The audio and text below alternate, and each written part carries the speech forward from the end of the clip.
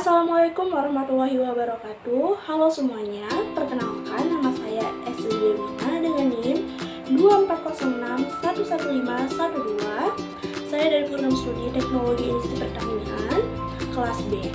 Di sini saya akan membuat video tentang metode kejedal, di mana video ini untuk memenuhi tugas praktikum pengetahuan bahan industri. Selamat menyaksikan.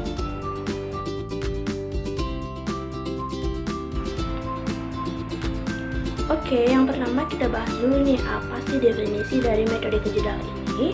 Jadi, metode kejedal adalah metode analisis kimia yang digunakan untuk menentukan kandungan nitrogen total dalam bahan organik, khususnya bahan pangan, pakan ternak, pupuk tanah, dan bahan kimia lainnya. Kandungan nitrogen ini umumnya digunakan untuk memperkirakan kadar protein total dalam suatu sampel, karena nitrogen merupakan unsur utama dalam senyawa protein.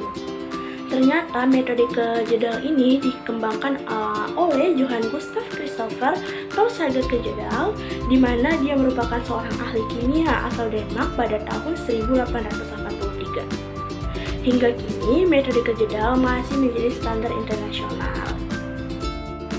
Selanjutnya itu ada tujuan metode kejedal. Tujuan metode kejedal ini digunakan untuk menentukan jumlah nitrogen total dalam suatu sampel, menghitung kadar protein dengan mengalihkan nitrogen total dengan faktor konversi tertentu, dan digunakan dalam kontrol kualitas produk pangan, penelitian gizi, dan industri pangan dan bidang pertanian. Di sini ada jenis nitrogen yang diukur, di mana dalam metode kejedal mengukur semua bentuk nitrogen organik dan nitrogen anorganik yang dapat diubah menjadi anomia atau NH3. Nitrogen-nitrogen yang tidak dapat diubah menjadi anomia itu ada seperti nitrat atau NO3- dan nitrit NO2-. Mereka tidak dapat terukur dengan metode kejedal kecuali melalui modifikasi tertentu. Nah, selanjutnya itu ada prinsip metode kejedal. Di prinsip metode kejedal ini terbagi menjadi 3 tahap. Yang pertama ada destruksi, destilasi, dan titrasi. Sebelum kita mengetahui cara kerja dari prinsip-prinsip atau tahap-tahap, kita perlu ketahui nih, apa sih sebenarnya destruksi, destilasi, dan titrasi tersebut. Nah, jadi ternyata tahapan destruksi merupakan proses sampel diuraikan menggunakan asam sulfat pekat dan katalis seperti tembaga sulfat, di mana tujuannya untuk mengubah nitrogen organik yang ada dalam sampel menjadi ion amonium atau NH4+. Proses ini dilakukan dengan pemanasan hingga larutan menjadi jernih yang menandakan senyawa organik telah terjadi. Terus itu ada destilasi. Destilasi ini merupakan proses ion amonium hasil dari destruksi tadi diubah menjadi gas amonia dengan menambahkan larutan basah seperti natrium hidroksida. Gas amonia ini kemudian diuapkan dan ditangkap dalam larutan asam borat. Yang tahap terakhir itu ada titrasi. Titrasi merupakan larutan asam yang telah menangkap gas amonia dititrasi menggunakan larutan asam kuat seperti HCl standar. Dari volume HCl yang digunakan itu, kita dapat menghitung jumlah nitrogen total dalam sampel tersebut. Sebelum kita melanjutkan tentang perhitungan nitrogen total, kita perlu ketahui nih, cara kerja dari prinsip-prinsip metode kejedal itu seperti destruksi, destilasi, dan titrasi tadi. Untuk lebih jelasnya, kita simak video berikutnya.